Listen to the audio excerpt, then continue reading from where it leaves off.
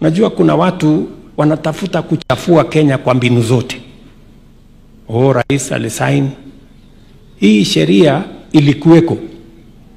Amendment ilianza 2024. Amendment ilifanywa na bunge. Mimi niliamuka on Wednesday.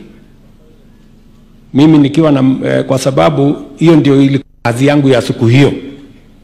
Na ni kazi ya kikatiba ya kutia mkono sheria, kwa sababu ilikuwa imepita viwango vyote.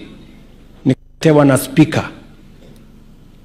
Bahati mbaya tukapoteza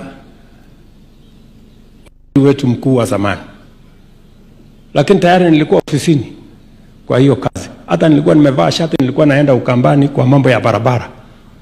So I was on duty just like any other citizen.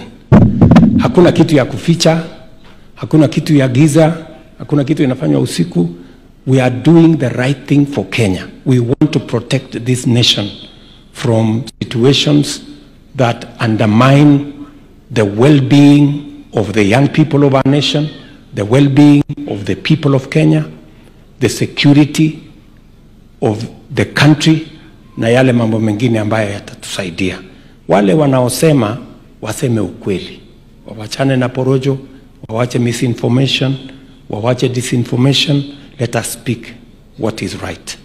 Na Kenya itasonga mbele if we are all together. Kwa hivyo, asanteni sana kwa kunisikiza. Nitarudi hapa tena Mungu akitujalia, na wapenda